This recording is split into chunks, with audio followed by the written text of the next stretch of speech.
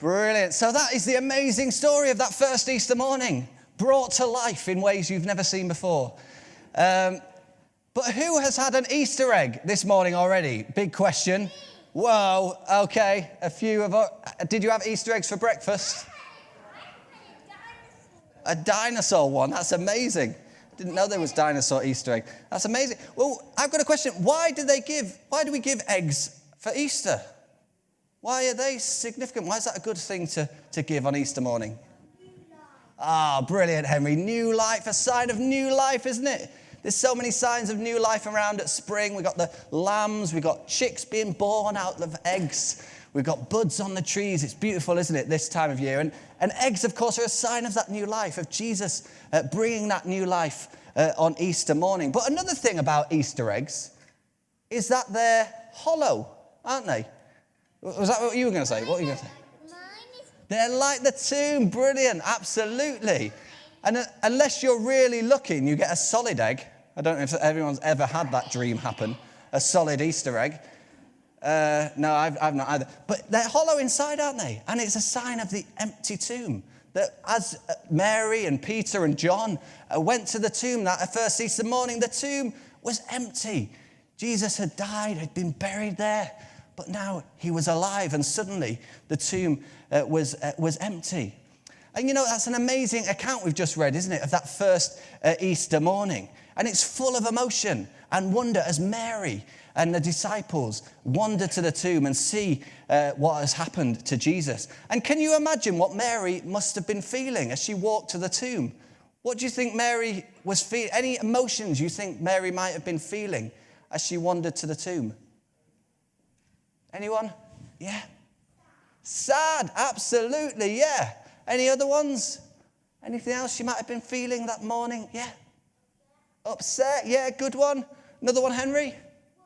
Ah, brilliant, amazing. It's like you've read my eggs already.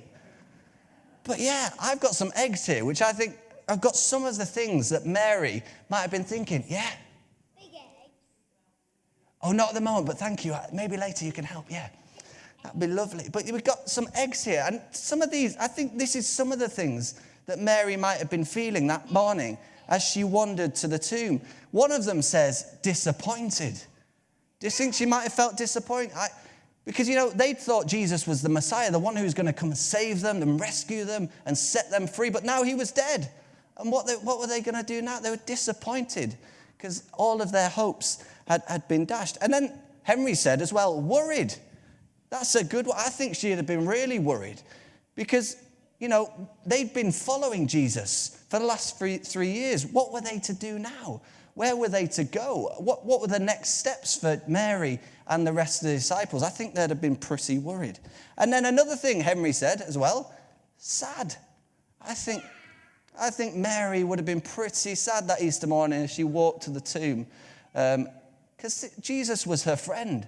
They'd spent lots of time together. They'd enjoyed each other's company, and now he was gone. And then the last thing I think she might have felt, well, probably other things as well, but one of them is hopeless. You know, Jesus was the one they'd put all of their hopes in. They'd put all their eggs in one basket, if you like. They trusted that Jesus was the one who was going to save them. And now Jesus was dead, and with him, so their hopes had died too. So I think that's some of the things that Mary was carrying with her as she walked to the tomb that Easter morning. But you know, as she arrived and as she saw what had happened, everything was about to change. You know, when she first sees the tomb is empty, she thinks that someone's stolen the body, doesn't she? And that's logical. The most logical explanation, if the body's not there, that someone's stolen it. And so she runs back to see Peter and the other disciples. She says, they've taken the body. And they come rushing to see what's happened and have a look. And then they wander off puzzled and a bit confused, don't they, John and Peter? But as Mary lingers on in the garden in tears, she realizes that that's not what's happened. After seeing the angels, she turns and she speaks to one that she thinks is the gardener. And she asks him to tell her where the body has gone. Please, tell me where it is and I'll go and get it.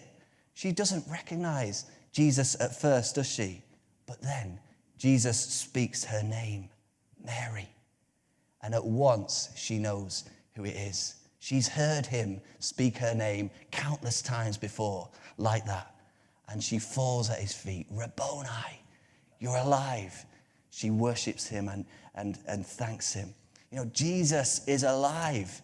And as Mary wandered to the tomb in the darkness of that morning, she carried with her a disappointment, her hopelessness, her sadness, her worries. But then when she sees the tomb is empty and she meets with Jesus, that all changes. Now I need 4 volunteers to help me see what some of these things might have changed to as she sees Jesus. So her hopelessness, maybe you can open the egg for us and say in a loud voice what her hopelessness turns to. Her hopelessness turns to joy. Amazing. Disappointment, what does that turn to? If you can get the egg open. Whee!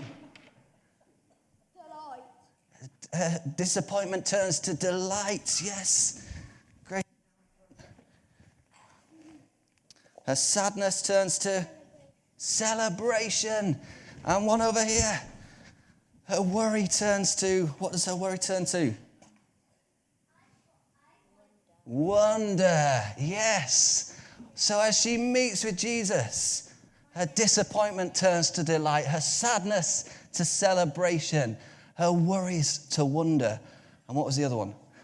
Her hopelessness to joy. She runs back to the disciples full of excitement, full of wonder, and says, I have seen the Lord, he's alive. Full of awe at what she's seen. And it was so amazing what had happened that Easter day, is that they didn't quite get it all at once. They didn't quite understand the full significance of it all, of what had happened.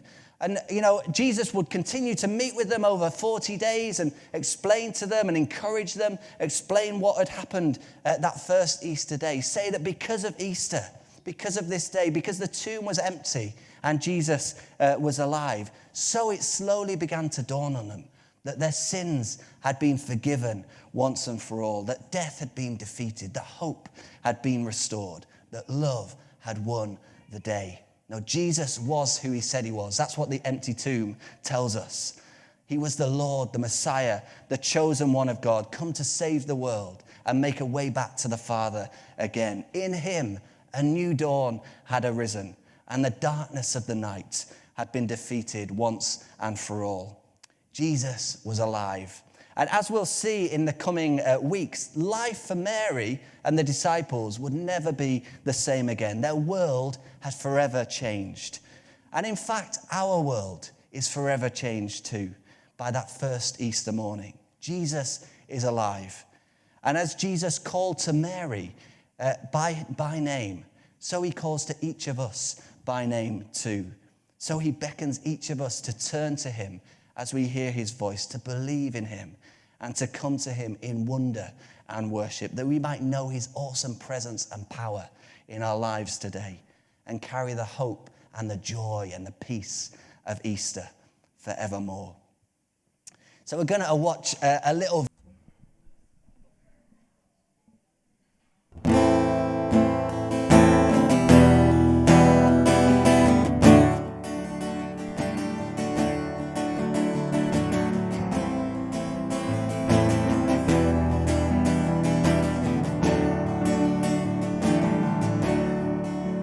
Christ alone, my hope is found. He is my light, my strength, my song. This cornerstone, this solid ground, firm through the fiercest drought and storm. What heights of love, what depths of peace, when fears are still, when striving cease. My all in all, here in the love of Christ I stand.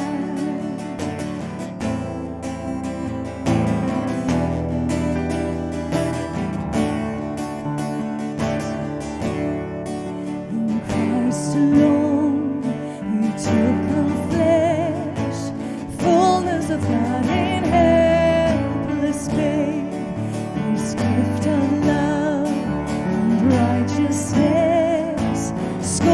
are the ones he came to save. Till on that cross, as Jesus died, the wrath of God was satisfied.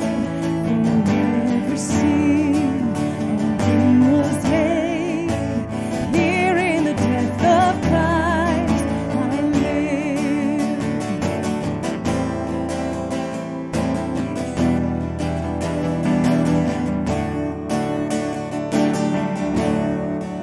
There in the ground his body lay, light of the world by darkness slain, and bursting forth in glorious day, far from the grave he rose again.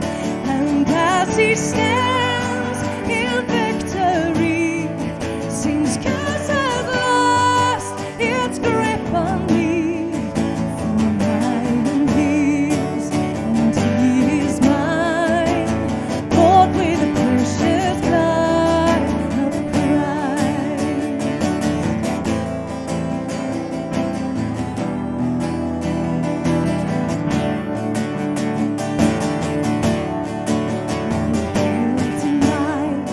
No fearing death.